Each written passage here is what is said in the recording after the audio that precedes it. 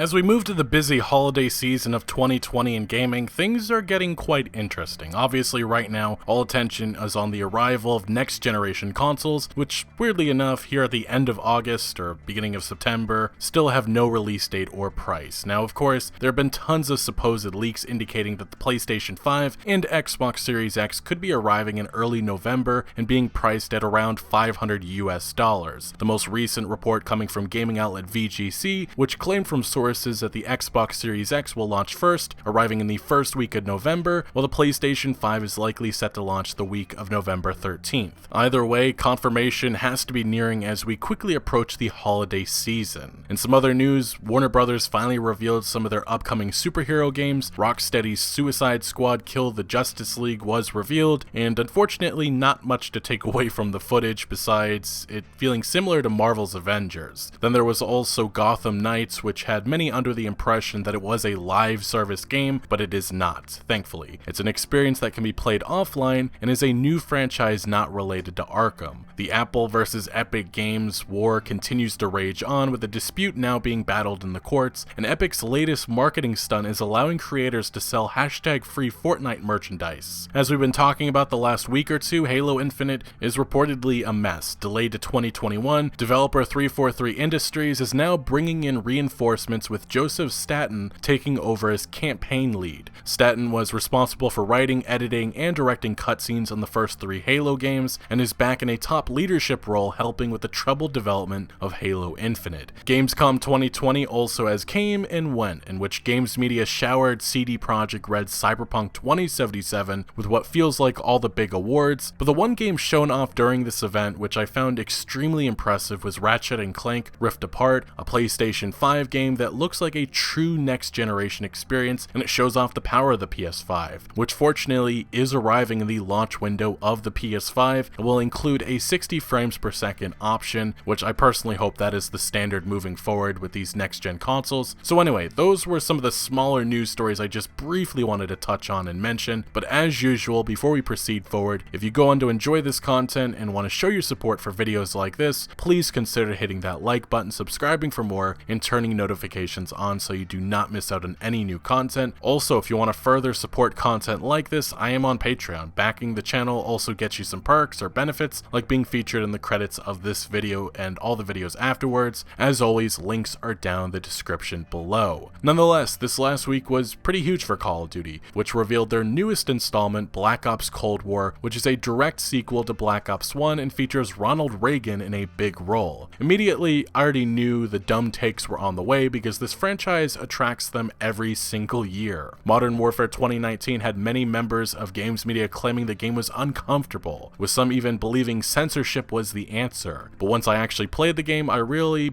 could not understand the outrage, the clear overreaction, and once again we have that with Black Ops Cold War. So what do I mean by that? Well, we have Kotaku with this work of art, this article, which is Call of Duty trailer recklessly promotes far-right conspiracy theory, and all over social media this has been mocked by so many. You have one top comment under their Twitter post saying the far-right conspiracy of actual archive footage of an interview with a KGB operative, which kind of makes sense since this game is taking on the Cold War subject or the setting. But let's quickly go over the main contents of this actual article. It starts off saying the Call of Duty Black Ops Cold War's debut trailer, the teaser, which was already attracted controversy, gives a lot of airtime to Soviet defector Yuri Bezmenov and his views. And then Kotaku says that these views have in recent years become a dangerous rallying cry for that. And then it continues saying that during this interview, which was conducted during the 80s, he describes the Soviet Union's alleged use of active measures that in theory are meant to destabilize opponents without direct military conflict by way of changing a society's power structure and economy. And the Kotaku gives their take on what these quotes meant, I guess. And then they go over the background of the actual interviewer, claiming that he's a far-right conspiracy theorist. And then to the main point of this article, it says that Bezmenov's warning seems like obvious fodder for amping up the conflict in this latest installment of Call of Duty. His appearance in the game's advertisement, though, has functioned as a sort of dog whistle to legions of reactionaries who consider attempts at establishing social equity to be proof of a far-right conspiracy theory known as cultural Marxism. And then towards the end of this article, it mentions Modern Warfare 2019, which I guess courted some controversy by attributing its fictionalized version of the very real Highway of Death massacre, during which an American-led coalition bombed a convoy of retreating soldiers and civilian refugees in 1991's first Gulf War to the game's Russian antagonists. These instances show that Call of Duty is no stranger to flirting with far-right sentiments and even papering over American war crimes in an effort to present the United States as an idealized good guy. Well, I will say much of this article for some reason misinterprets or just blatantly lies about the context of this footage and why it was used, going over real history, and goes out of its way to paint Call of Duty as this right-wing franchise, which, if we're being honest here, it's the equivalent of really any American pro-military action film. Call of Duty also never has been known for featuring a super deep narrative. This is something that has driven me nuts over the years. A good example of that is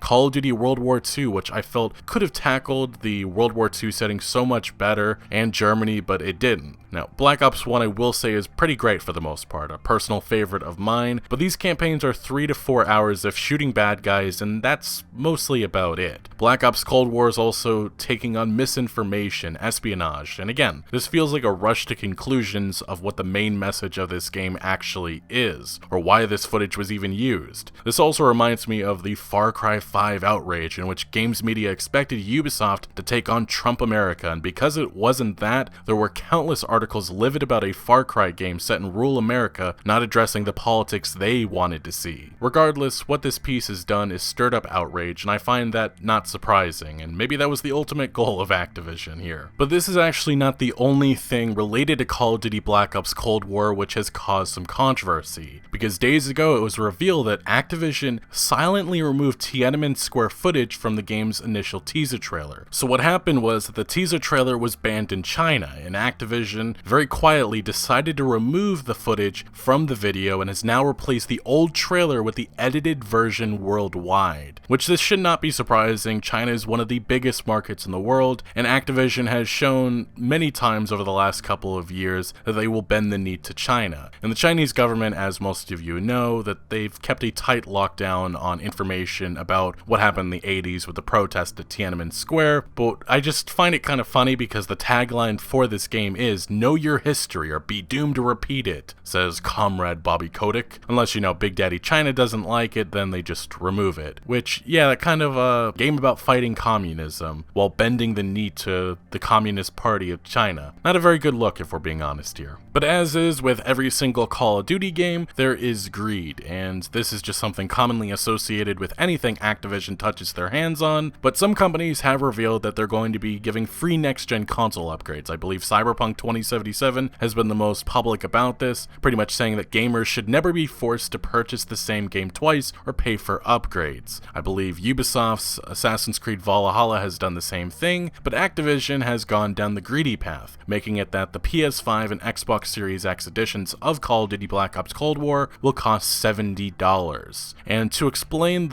all the different editions of the game and how it works, there's just a confusing 2,200 word page explaining their greed, and if you need an essay to explain the different editions of a game, you've already lost me and probably many more. I know a lot of people, I believe it was last year, were mocking Anthem's editions chart with how the game releases and stuff, but this is just much more. Like, it's a lot more laughable with all the different perks and stuff associated with it. It's a complicated mess. But basically, summarizing what actually needs to be said, both current generation versions, the PlayStation 4 and Xbox One, will be playable on the respective next generation console via backwards compatibility by inserting the disc into the console, but the game will not include any of the next generation features such as higher frame rate, hardware-based ray tracing, faster load times, and more, unless you pay up and give to good daddy Activision Blizzard. But they say the most straightforward way to play is probably the Call of Duty Black Ops Cold War cross-generation bundle, which costs $70, and it will be available on current and next generation PlayStation and Xbox consoles. And this is the move that this AAA games industry is making. It's going to be $70 games across the board. We've seen it with the NBA 2K franchise, and now it seems like Call of Duty is going down this road, and I'm sure many more publishers will be doing the same thing in the next months and years to come. Moving along to our next story, we have our latest live service disaster, and that is Madden NFL 21. Fans are right now angry, frustrated, and livid with a product that has been delivered by EA. The opinion opinion I'm seeing from many, which is one I saw earlier this year with Blizzard's Warcraft 3 Reforged debacle, is that the developer has been lazy and thought that they could get away with rushing out a buggy mess of a game. Right now the frustration is shared by critics and users alike, with the game's Metacritic and OpenCritic scores being horrendous. On OpenCritic, based on 30 reviews, the game has a score of 64 out of 100, with just 14% of critics recommending the experience. To Metacritic, the PlayStation 4 version has a score of 62 out of 100, based on 16 reviews, and the top-rated review from Screen Rant says that EA has not birthed a whole new concept this year, but the game doesn't break what has been working all this time, even if it comes at the cost of feeling stale to series veterans. Push Square gave the game a 60, saying Madden NFL 21 is stagnant, and while football fans will find things to enjoy, it's not like there's an alternative option available, which is the problem. GameSpot says with far more technical issues than normal and large chunks of recycled content, Madden NFL 21 feels more like an update than a brand new game. Comicbook.com says, with a score of 60, it'll take years for Madden to truly become a standout sports game again, as this mediocrity has gone on for too long for massive change to happen overnight, but Madden 21 is a promising step in the right direction. And the lowest review score actually comes from DualShockers, which says that Madden NFL 21 is a mess. Last year the team masked bad gameplay with shiny new X-Factor abilities. However, with 21 not fixing any of the big issues, that luster is completely gone. What you're left with is a game that fully concentrated on squeezing every last cent out of its customer base. That's nothing new for EA, but Madden NFL 21 just seems even more blatant than usual. On PC, the game has only 3 reviews right now, but all of them are pretty negative. PC Games giving the game a 70, Windows Central 60, Shack News a 40. And with the Xbox One version, it's a 69 out of 100 based on 13 critic reviews, and it's pretty much the same story as I've been saying for the last couple of minutes. Now, user review scores, as you might expect, they are revolting against EA. Right now, the user review score is at it's the worst, 0.3. That is the lowest score right now on Metacritic as far as I understand. And yeah, this is based on 1,700 ratings, and here's some of the takes that people have said. The game is atrocious, same game as Madden 20, which was a bad game. Franchise mode has been the same for years, all they added was pass rushing moves in the yard. This game should be a 6 max, I'm giving it a 0 because EA has ran out of excuses in my eyes, do not buy. And then the reviews like this continue. An atrocious football simulation game, EA has greatly expanded the number of game modes in Madden over the past couple of years at the detriment to the depth and immersion of all modes in the game. Somebody else saying, same game but actually worse, gameplay is trash and scripted, the only thing this game cares about are microtransactions, spend your money elsewhere. Somebody else saying, with the username EA sucks, this game is straight up unplayable, somehow to an even greater degree than the previous few Madden titles. There is still no user controls of your players, they get pulled into animations depending on which predetermined outcome the game has scripted. Somebody else saying this game's broken, it's the same game encouraging children to gamble, no attempted improvements, have not tried to improve the game for years, games on previous consoles are superior. And these reviews go on, fans taking their frustration out here on the Metacritic user review page. But this frustration doesn't stop just here, because this was something that blew up on social media the other day, in which there was actually a hashtag blowing up, and even EA developers got into this fold, and they were arguing with users, and some even not taking these horrendous reviews seriously, which even included one developer mocking fans, which not a good look. Now, taking a deep dive into this NFL Drop EA hashtag, which was trending all day in the United States, we have top posts like this, coming from somebody who's actually sporting this hashtag in their username and in their tweet. This has over 2,000 retweets and 6,000 likes, and as you can see, the QB steps back, throws the ball to the receiver, and the receiver should have stumbled down to the ground, but for some reason goes into some sort of bug or glitch for a good 14 seconds. And this kind of just perfectly sums up the state of Madden NFL 21 and why so many want change now. But I've seen a lot of the blame being directed at EA's developers and their QA department, but the real blame needs to be thrown on EA's executives, which make the ultimate decision to push a game that's clearly unpolished and unfinished out the door like this. These executives know what they're doing. They know that a delay is just not an option because they know that a game like this will print money no matter what. They know that this is going to make billions of dollars because people just don't care. They mindlessly purchase every single installment and they get angry, but ultimately EA still has your money. They spend $60 in the game, if not more, on the different editions. Then all year long, they spend money on the boatloads of microtransactions that are pushed into this game, and it's a cycle. And EA loves it. Unless there's tons of outrage and a boycott that reaches to the NFL, not much is going to change. And this is not an exclusive problem just to Madden NFL. We know that this is something that's a huge problem with FIFA, FIFA Ultimate Team, Madden Ultimate Team, UFC, I'm sure, and then not even just Electronic Arts, but then we have 2K Games, Take-Two Interactive with NBA 2K, which is just as much of a mess as Madden NFL 21. I'm sure that there's going to be lots of negative reviews for the next installment of 2K, but let's continue on. Let's keep on going over some of these more tweets. Here we have one which I actually quote tweeted on Twitter. If you're not already, follow me on Twitter at LegacyKillaHD. And as you can see, this user, one of the top posts, says, "Once upon a time, Madden's release date used to be like Christmas Day. It's sad to see how shocking this game has become. I've not played it in 5 years, and I don't intend to until they rip it up and start all over again." And as I said before, that's just not going to happen, primarily because of greed, EA's greed. Now here we have, again, more footage of, well, bugginess of Madden NFL 21.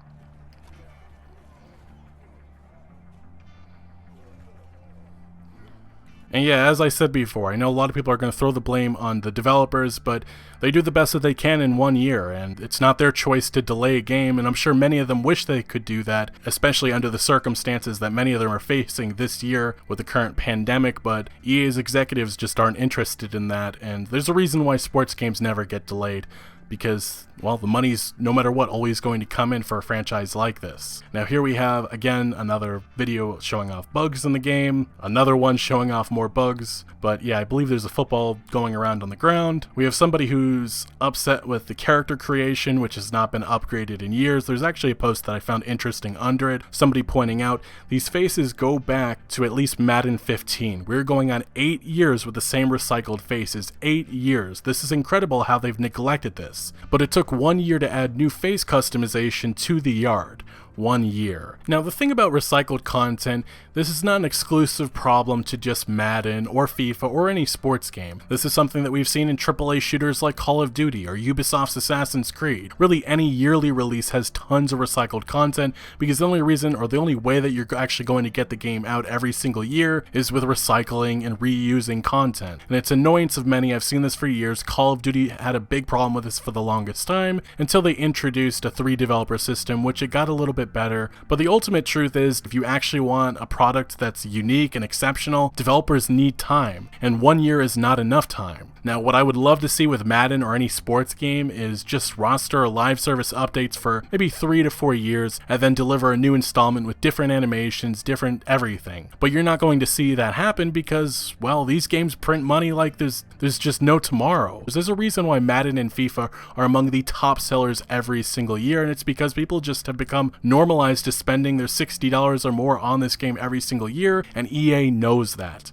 Now let's get back to this. We have somebody pointing out Madden 21, just a $60 roster update, and as I said before, I mean, this is very much true. Madden 2019, 2016, 2013, 2012, the last decade of Madden, looking at Madden 2020, very much true. Somebody else saying Madden 17 getting more plays than Madden 21, or players, I think that's what he meant, and not many online right now, although that's early days, I don't think that's a big thing so far. The fact that this is not only the lowest rating in Madden history, but the lowest rating in Metacritic history really shows something, and I believe he's referring to the user score, and yeah, players have had it, many of the hardcore fans, but casual gamers, I'm certain they'll still be out and spending their money on this product, even though the quality has taken it's not there. Now somebody else making a meme, the NFL needs a better game developer, football games with depth, the NFL looking at EA for cash. Again, that's true. EA has the most money, and they'll spend the most money for the license, and the NFL, that's all they're interested in, money.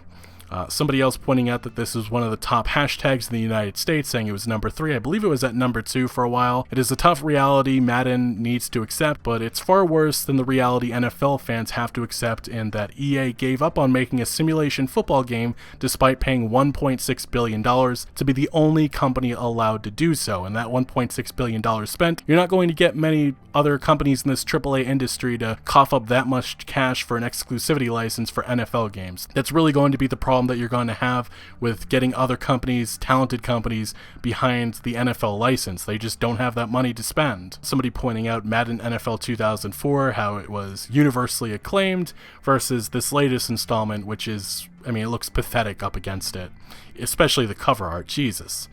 Somebody again making a meme of how every single Madden is pretty much the same thing. Lots of truth to that, I should say. And this was something that was big. I believe we talked about this last year, but Madden 20, they forgot to remove the actual artwork or the reference to Madden 19, which, I mean, reuse and recopy. It doesn't get more obvious than just this. And I believe, if I'm right, NBA 2K has been caught for the same exact thing. Maybe not with this specifically in the game, but I believe it was the PC icon or something like that.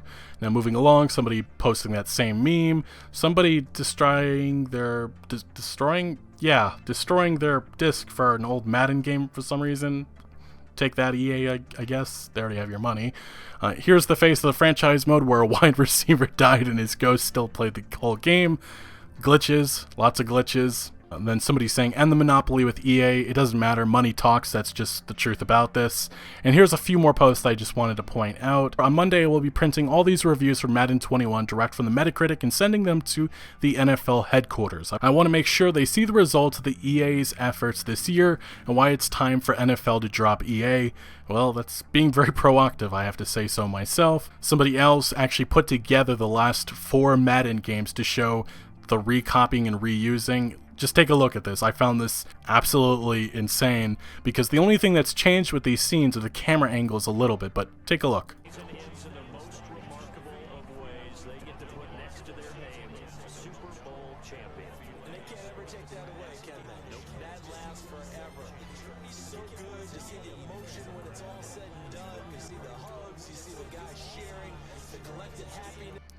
A+ effort, that's just what I'm going to say, A+ effort. This is what EA's Madden franchise has become, and really most of the sports franchises out here nowadays. And Brady, same animation, same animation, same animation. The only difference is the graphics look a little bit better in some of these, although if you were to actually present this to a bunch of people and say, which one's the new installment, I don't know if they'd guess correctly. Anyway, let's continue on. A couple more posts, and here we have an actual NFL football player, a former Pro Bowler, Super Bowl champion for the Green Bay Packers in 2010, I believe, TJ Lang, saying, I hope the NFL will one day demand a better product from Electronic Arts. And yeah, an NFL player, former NFL player, calling out EA, that's a sight to behold. As I was recording this video, this has caught the attention of mainstream news now, like Fox News is reporting about it, and actually more NFL players have discussed this debacle. Former Colts safety Darius Butler, linebacker AJ Hawk, who won a championship with the Packers in 2010, and former All-Pro punter for the Colts Pat McAfee also commented on this situation on the Pat McAfee show the other day. The EA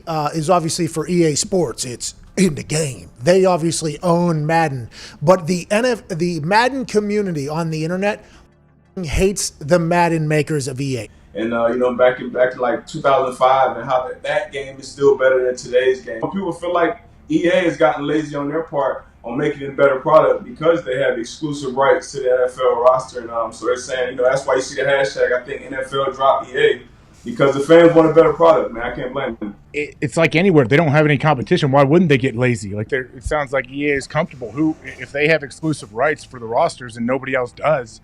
There's no one else that can push them off that ledge. It's got to be the NFL to dump them. I would feel like I'm getting bamboozled. That's what they feel like. You're you're hustling me out of $60 every year, and it's the same old bull.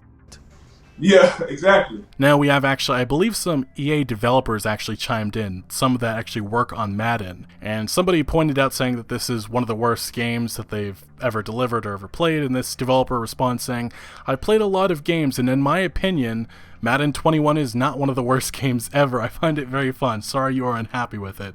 I don't know, I just find that a little bit funny. Of course, the EA developer is going to say that he doesn't think the game's bad. Apparently, an EA developer deleted a tweet which, when this hashtag was blowing up on Twitter, they put forward a volume mute tweet for some reason. I do need to emphasize one thing. All of this hate and anger being thrown at developers, I personally think it's very misguided, because the real blame needs to be thrown at people like Andrew Wilson, the executives actually in charge, the ones actually making the decisions, and that just needs to be emphasized. I always get annoyed when people come up and start spamming developer accounts, it's not going to change anything because they have no say in any of this. Now, to just a few more tweets, we have one of the lead EA Madden developers, who's a senior gameplay designer, and he responded to a fan which showed that the game has received largely negative reviews, and he seemed to mock this tweet. He said, well, 2 is better than 1, which, if that's your reaction to users unhappy with the product that you delivered, that's just simply pathetic to me, because there's a lot of valid criticisms, not just coming from users, but critics alike. Now, the final tweet we have is actually the same developer talking with an actual EA employee I just mentioned a few minutes ago. I called him the developer, but he's actually in charge of athlete relations at EA Sports. But this is a back and forth they had about a week or two ago, and this EA employee says, "Poor Clint, these fools actually think it's some evil empire and any one person makes all the decisions," and that is true. This is coming from the corporate side. EA's executives make all the decisions, but this EA senior gameplay designer responds saying, "That's a good way to describe the thought. Evil empire. LOL. Go read through my mentions sometime for a good laugh or cry." And then the EA employee responds with, "I have. It's so stupid. These clowns think you can just snap your fingers and create every one of their requests. If they only knew how it actually works." Either way, that is the current debacle going on with Madden NFL 21. A lot of unhappiness in the air, with fans revolting on social media, getting that NFL Drop EA hashtag to trend almost all day the other day on Twitter. I believe at one point it had over 40 to 50,000 tweets, and yeah, a lot of frustration coming from the hardcore community. Unfortunately, as I said before, I just don't think anything at all is going to change unless EA's bottom line is hurt. What I do think will happen is that we'll see some empty statements coming from developers, and what that will result in is probably nothing. Nothing's at all going to happen, because that's just what happens with these sports franchises. As long as the copies and the money is still there, EA is not going to change their ways at all, and the NFL doesn't give a crap as long as they're making billions upon billions of dollars, which EA is very good at doing that, printing all of that money for them. But now to our next story. Marvel's Avengers game is officially out. It's released, as long as you coughed up some extra cash for one of the game's special editions. Avengers game has received some very mixed opinions from critics following the game's less than impressive beta. And as I said on Twitter, the game just feels underwhelming. Now, unfortunately, no reviews are actually live for the full edition, the full release, because it seems servers just went live yesterday for members of games media. So like Fallout 76, which employed similar tactics, we probably won't see reviews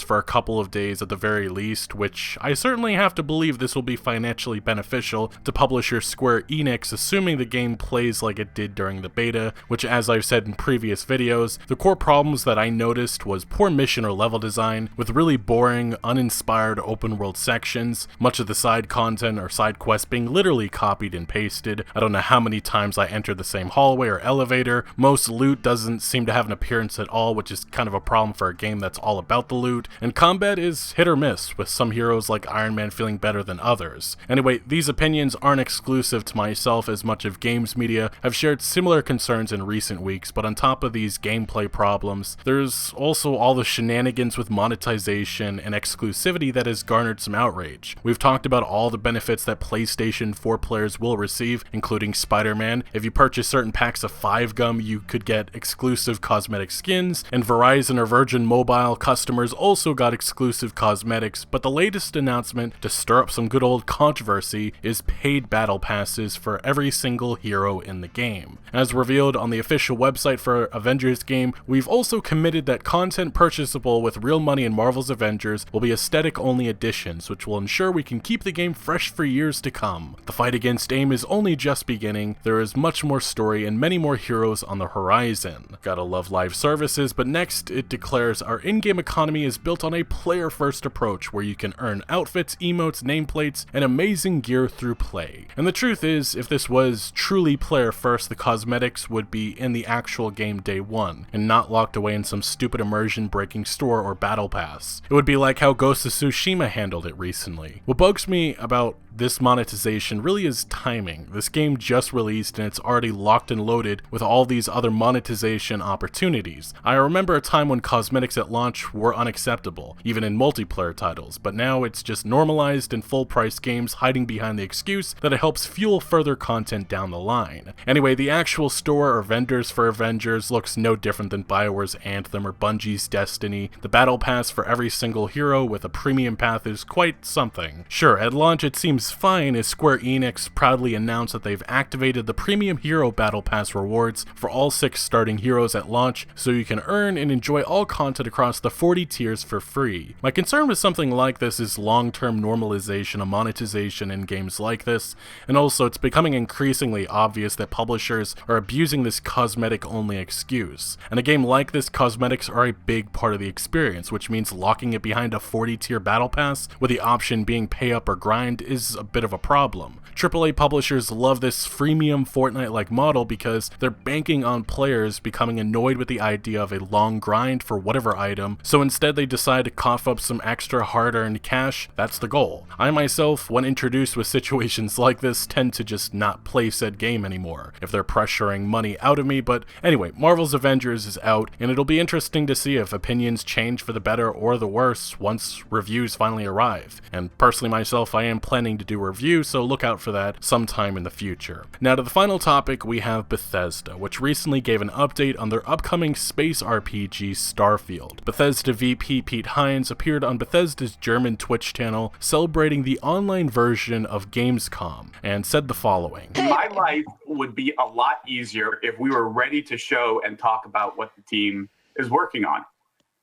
Anybody can do marketing when the game is ready to show, right? Yeah, just show the game. Right. The game's not ready to show. There's not a whole hell of a lot we can do until it's ready. Like, I don't know. What do you want from me? The stuff you cannot talk about is always the hardest. I think that is just like, it's just like that. The only thing that I can tell you, Gronk, is when we finally get around to it, we finally get around to talking about what it's up to, I think you will be impressed. I think you will be excited. I think you will say, I already am. That looks like it's worth the wait. But we'll see. It's going to be a while till we get there.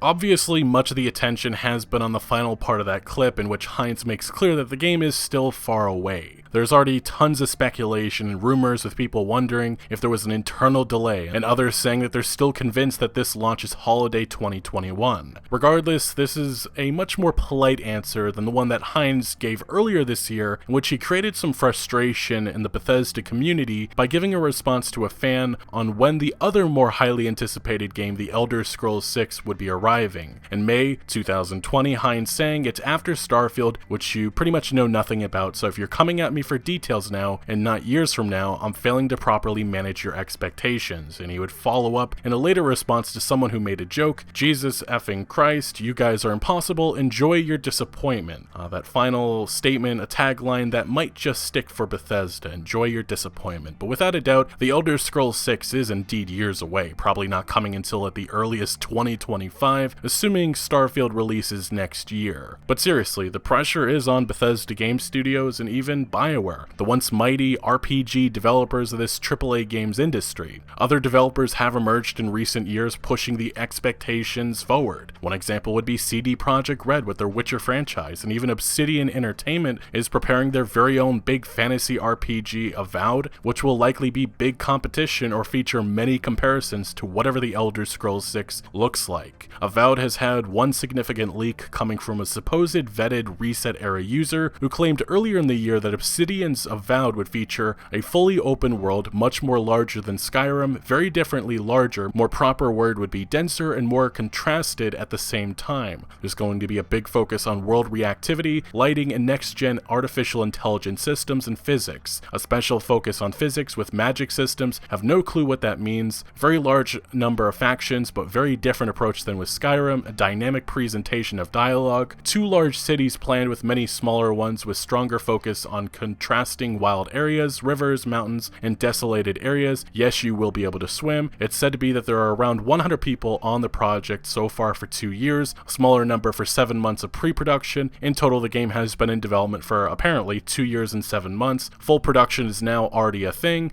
The team will continue to grow, and the target date right now is late 2022, early 2023. Now that is Avowed. That's the rumors, that's the leaks right now, but for Starfield, it will be our first indication whether or not not Bethesda Game Studios is taking the criticism that they received for the last decade seriously. I've said it before, the dated technology in game design has to go. Another developer that I mentioned, BioWare, is still showing concept art for Dragon Age 4, a game probably years away as well, which for sure, the comparisons are going to be made no matter what, and the pressure is on. Anyway, things are heating up as we get closer to the big holiday season, with releases like Cyberpunk 2077, Assassin's Creed Valhalla, and next generation consoles coming this November. Let me know your thoughts on everything that we discussed down in the comment section below, but thank you for watching. Make sure to leave a like if you did enjoy this video, or if you found any informative value, and make sure to follow my other social media accounts for updates on new videos. Links are always down the description below. I'm most active on Twitter, giving opinions on news that I do not always get into video form, so do make sure to follow me over there. Also check out my Discord for all sorts of discussion on games, and again, thank you for joining. Consider subscribing for more videos like this,